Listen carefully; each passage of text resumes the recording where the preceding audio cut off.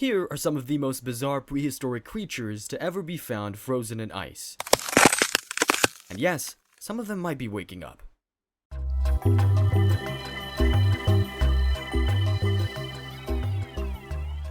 During the late Pleistocene Ice Age, in what would eventually become northern Siberia, an adult mammoth made a fatal mistake. It walked onto ice that looked solid. The ice cracked. It plunged into water so cold, its muscles locked instantly. Lungs filled.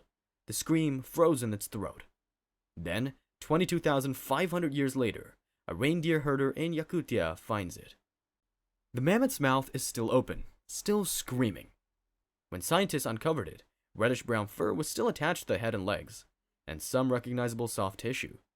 The head was remarkably complete, showing details scientists rarely get to see on fossils. But this wasn't a fossil. It was more like a corpse. But the really nasty part? When they thawed sections for research, the organic matter that had been frozen since before agriculture existed was suddenly warming up. Scientists probably had to work quickly because the decomposition that had been paused for millennia started happening all at once. Yeah. The Ukagir mammoth remains are kept in a freezer in Russia, and everyone who sees it says the same thing. It's that face, frozen mid-scream.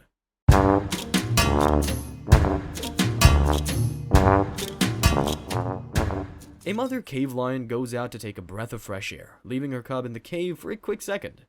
Then the cave groaned, and then it collapsed. This happened twice, 15,000 years apart. Siberia's Seminyak River region has been killing cave lions for at least 43,000 years.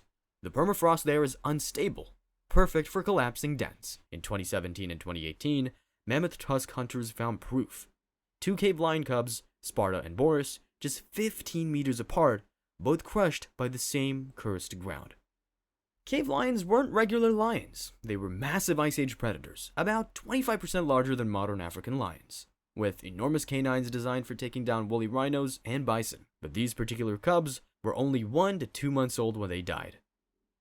Boris, the first cub found, showed signs of degradation, patchy fur, and exposed tissue from thaw damage, while Sparta, the second cub, still had every whisker, intact fur, sharp claws. You could count individual hairs. She looked like she died last Tuesday, not thousands of years ago. Radiocarbon dating revealed something else. Boris died 43,000 years ago. Sparta died 28,000 years ago. They were found 15 meters apart, but died 15,000 years apart. The same patch of ground had been collapsing dens for millennia.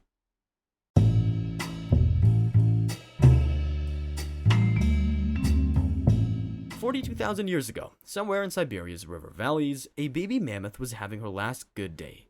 She'd been following her mother, learning the routes, staying close. Then she got thirsty. She leans down to drink from a muddy bank. The mud is thicker than it looks. She slips face first into clay that floods her trunk. Panic. Tries to breathe, inhales more mud. Her lungs pack with sediment. It takes several minutes, the whole time she's trying to stand. In 2007, a reindeer herder finds her, collapsed on her side in the mud, perfectly intact. She looks asleep. They named her Luba. When scientists first saw her, they thought she was a fake. Her trunk, her tiny tusks, her eyelashes, even the pads on her feet. Everything was there. Her heart was perfect, brain intact. Milk from her last feeding was still visible in her stomach.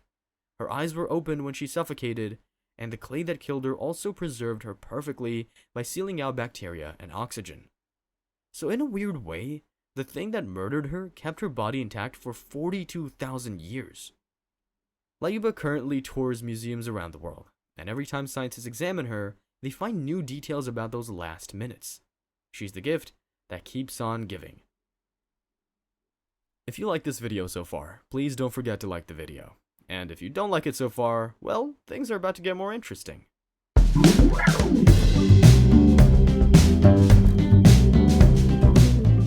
Canada's Yukon, 57,000 years ago. A wolf pup, 7 weeks old, has just learned something crucial. Salmon are delicious. Her belly's full. Her pack is out hunting. She curls up in the den for a nap. She never wakes up.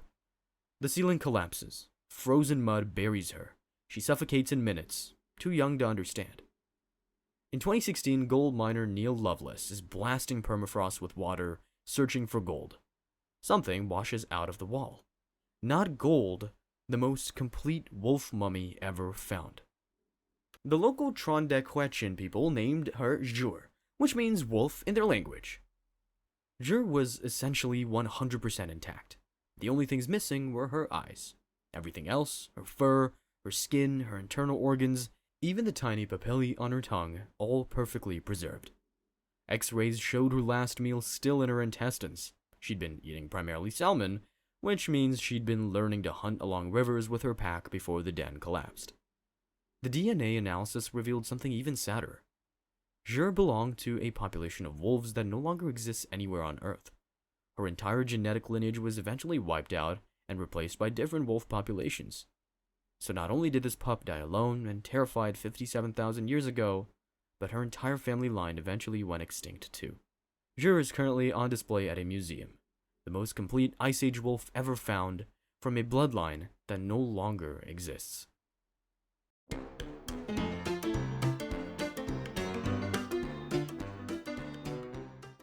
The Berzovka River in Siberia, 44,000 years ago during a pleasant summer. A mammoth grazes along the bank, mouth full of buttercups. Then physics happens. The ground vanishes. It drops into an ice pit. Impact. Ribs snap, pelvis shatters. Before it can swallow, a landslide of frozen mud buries it. Death is instant. Or close enough. Hunters find it in 1900 and immediately know something's wrong. It was sitting almost upright, back humped like it was trying to curl into itself. Hind legs rotated forward at angles that would snap a living animal. Front legs raised and spread wide, caught mid-fall, frozen in the moment before impact. Scientists excavated it for research just a year later, and they found buttercups between its teeth, and a 3-footer between its... You get the idea.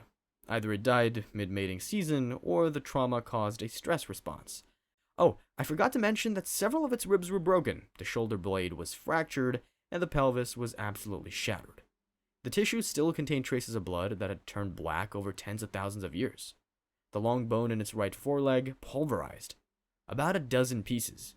There's bleeding in the muscle tissue. All of this happened while it was still alive, conscious, feeling every break. Yeah. Berzovka mammoth is currently on display at the Zoological Museum in St. Petersburg, still frozen in that twisted position. So, if you're ever near a riverbank and the ground feels soft, just run.